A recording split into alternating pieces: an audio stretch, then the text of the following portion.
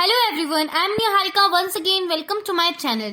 Today I am going to explain the first question of exercise 7.3 of Maths and CRT book. So let's get started. So the question says triangle APC and triangle DBC are two isosceles triangle on the same base BC and vertices A and D are on the same side of BC.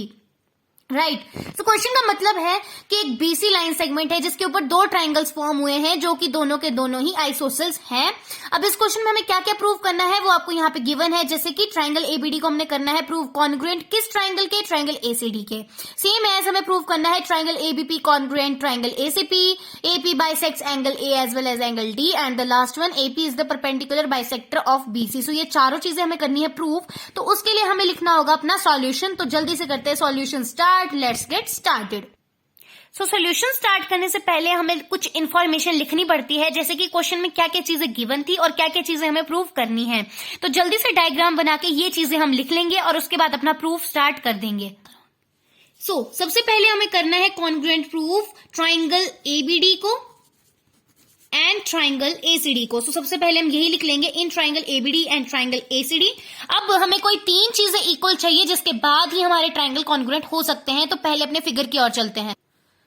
This is triangle ABD and this is ACD. अब इन दोनों चीज में पहले तो AD line common है, मतलब ये दोनों में आ रही है ना, दोनों का बेस एडी है तो एडी तो कॉमन हो जाएगा। पहली चीज तो यही हो गई। साथ साथ हमें पता है कि ये जो ट्राइंगल है एबीसी, ये पूरा ट्राइंगल ये जो है एक आइसोसेल्स ट्राइंगल है। तो आइसोसेल्स ट्राइंगल की दो साइड्स इक्वल होती हैं, तो मतलब ये वाली साइड और ये वाली साइड एक दूसरे के इक्वल है। तो हमें दो चीजें मिल गई। अब तीसरी चीज हमें एक और चीज दी थी क्वेश्चन में कि जो डीबीसी है वो भी आइसोसेल्स ट्राइंगल है, मतलब ये वाला छोटा ट्राइंगल ये भी आइसोसेल्स है, तो इसकी भी दो साइड्स जो है इक्वल हो जाएगी। इस तरीके से हमारे इस एबीडी और इस एसीडी ट्राइंगल की तीनों चीजें मिल चुकी हैं, मतलब AB is equal to AC, BD is equal to DC and AD is equal to AD since it is a common base of both triangles. Right, तो जल्दी से इन तीनों चीजों को लिख देते हैं विद रीजंस और उसके बाद हमारे ये दोनों ट्राइंगल्स हो जाएंगे कॉन्ग्रुएंट प्रूव। मैंने ये सब कुछ यहाँ लिख दिया है। मैंने ट्राइंगल एबीडी को ट्राइंगल एसीडी के कॉन्ग्रुएंट प्रूव कर दिया है यूजिंग SSS रूल। राइट, अब सेकंड पार्ट जो हमें प्रूव करना है वो है ट्राइंगल एबीपी को हमने कॉन्ग्रुएंट करना है ट्राइंगल एसीपी के। हम लिख लेंगे in triangle ABP and triangle ACP. Figure में देख लेंगे हमारा एबीपी ट्राइंगल ये वाला है एंड एसीपी ट्राइंगल ये वाला है। अब इसमें भी हमें कोई तीन चीजें ऐसी चाहिए जो कि इक्वल होंगी जिसकी वजह से हम अपने ट्राइंगल को कॉन्ग्रुएंट कर सकते हैं।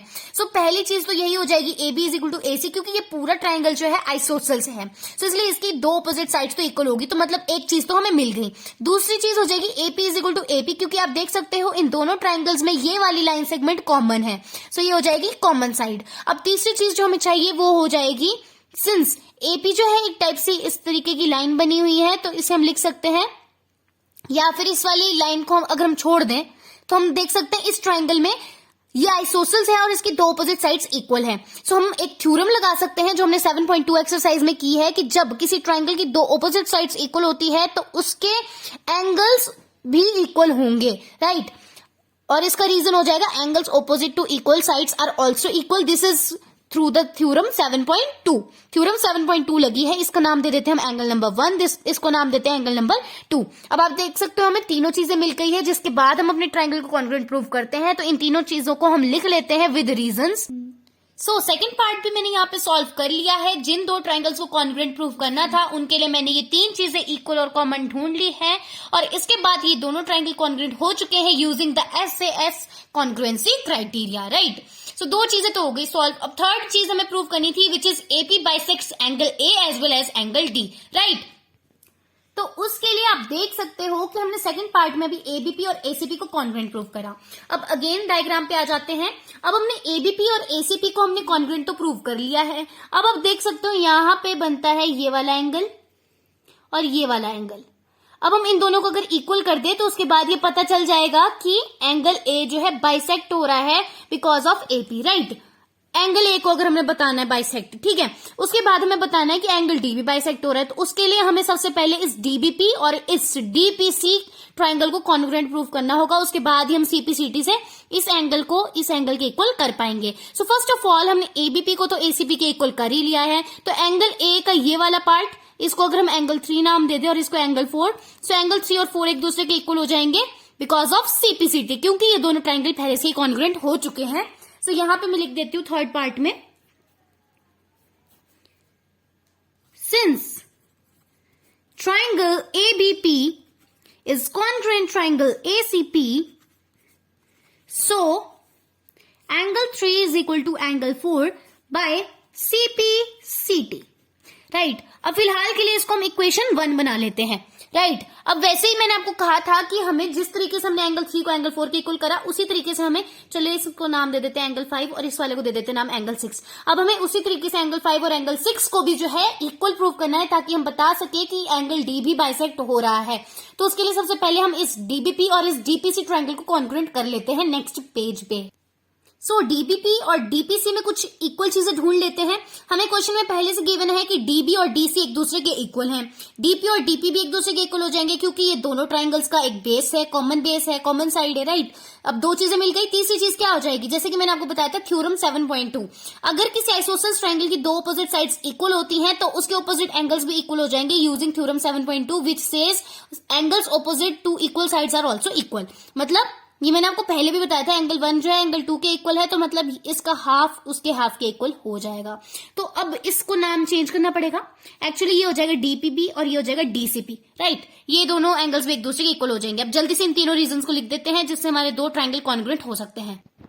अब सॉल्यूशन को सॉल्व करने के लिए इन तीनों चीजों को रीजंस के साथ लिख देंगे एंड इसके बाद हमारे दोनों ट्रायंगल कॉन्ग्रुएंट हो चुके हैं यूजिंग SAS रूल. अब दो ट्रायंगल्स कॉन्ग्रुएंट हो जाते हैं तो किन्हीं भी करस्पॉन्डिंग पार्ट को हम एक दूसरे के इक्वल कर सकते हैं यूजिंग CPCT. तो इसलिए मैंने एंगल 5 को एंगल 6 के इक्वल कर दिया यूजिंग CPCT. आप वीडियो को थोड़ा सा रिवर्स कर सकते हैं ताकि आप देख पाए कि एंगल 5 और एंगल 6 कहां पे थे. राइट अब इसको मैंने बना लिया है इक्वेशन 2. एक बार फिर से डायग्राम पे आ जाते हैं. हमें थर्ड पार्ट में यही तो प्रूव करना था कि angle 3 is equal to angle 4 and angle 5 is equal to angle 6. इसी से तो पता चलेगा कि एपी ने जो है एंगल ए और एंगल डी को बाइसेक्ट किया है. सो अब हम एक लाइन लिख लेंगे which is hence AP bisects angle A and angle D because of equation 1 and 2. Right क्योंकि इक्वेशन 1 और 2 साफ साफ बता रही है कि एपी ने जो है एंगल ए और एंगल डी को बाइसेक्ट कर दिया है. राइट अब लास्ट पार्ट सॉल्व कर लेते हैं जिसमें हमें बताना है कि एपी जो है बीसी के ऊपर एक परपेंडिकुलर बाइसेक्टर फॉर्म कर रहा है. अब ये है हमारा बीसी इस ट्रायंगल का बेस और ये है एपी. अब हमें ये प्रूव करना है कि एपी जो है एक परपेंडिकुलर भी है, साथ ही साथ वो जो है बीसी को बाइसेक्ट भी कर रहा है. अब आप इस ध्यान से देखोगे इस ट्रायंगल को डीबीसी को. राइट सो हमने अभी इस डीपीपी और डीसीपी को जो है कॉन्ग्रुएंट प्रूव कर लिया है. सो अब हम इसके किसी भी करस्पॉन्डिंग पार्ट को जो है इक्वल प्रूव कर सकते हैं यूजिंग सीपीसीटी. तो हम लिख देंगे BP is equal to PC using CPCT. Right so यहाँ पे मैंने लिख दिया है कि बीपी जो है सीपी के इक्वल है यूजिंग सीपीसीटी क्योंकि डीबीपी जो है डीबीसी के कॉन्ग्रुएंट हो चुका है पहले से ही. ठीक है इसका मतलब क्या हुआ कि एपी ने जो है बीसी को बाइसेक्ट कर रखा है. अब चलो बाइसेक्ट वाली बात तो प्रूव हो गई. अब हमने ये चीज प्रूव करनी है कि वो जो है एक परपेंडिकुलर भी है बीसी के ऊपर. और परपेंडिकुलर कब प्रूव होता है, जब उन दोनों की वैल्यू 90 डिग्री के इक्वल हो जाएगी. तो फिर से डायग्राम पे जाते हैं. अब देखो डीबीपी और डीपीसी जो है कॉन्ग्रुएंट तो हो चुका है. अब एक और चीज हम सीपीसीटी से प्रूव कर लेते हैं कि डीपीबी जो है डीपीसी के इक्वल है. राइट अगर हम इन दोनों एंगल्स को इक्वल कर लें तो इससे क्वेश्चन इजी हो जाएगा. तो जल्दी से लिख लेंगे कि DPB is equal to DPC using CPCT क्योंकि डीबीपी और डीपीसी ट्रायंगल्स एक दूसरे के कॉन्ग्रुएंट है. तो यहाँ लिख दिया है मैंने डीपीपी जो है डीपीसी के इक्वल है यूजिंग सीपीसीटी. अब आप ध्यान से देखोगे डायग्राम को तो ये दोनों ट्रायंगल्स एक साथ मिलकर लीनियर पेयर भी फॉर्म कर रहे हैं. तो हमारे पास ये इक्वेशन बन जाती है angle DPB plus DPC is equal to 180 degree since it forms a linear pair. अब आप देख सकते हो डीपीबी जो है डीपीसी के इक्वल है. अब आप दोनों जगह डीपीबी लिख सकते हो क्योंकि डीपीसी जो है इसके इक्वल है. राइट सो हमारे पास इक्वेशन बन जाती है angle DPB plus angle DPB is equal to 180 degree. Right अब दो बार है डीपीबी तो हम लिख सकते हैं 2 angle DPB is equal to 180 degree. अब यहाँ 2 जो इसके साथ मल्टीप्लाई में है डीपीबी के साथ तो आरचेस में जाते ही हो जाएगा 180 के साथ डिवाइड एंड 180 से जब 2 डिवाइड होता है तो हमारे पास आ जाता है 90 डिग्री आंसर. राइट अब हमें यही तो चाहिए था. अब डीपीबी और डीपीसी एक दूसरे के इक्वल है तो मतलब इन दोनों की वैल्यू 90 डिग्री आ चुकी है और इससे पता चलता है कि जो एपी है वो बीसी के ऊपर एक परपेंडिकुलर भी फॉर्म कर रहा है और यही चीज हमें लास्ट पार्ट में प्रूव करनी थी. राइट सो इस तरीके से हमारा पूरा क्वेश्चन सॉल्व हो जाता है. उम्मीद है आपको ये क्वेश्चन समझ आ गया होगा. For more videos please subscribe my channel. Till then bye bye.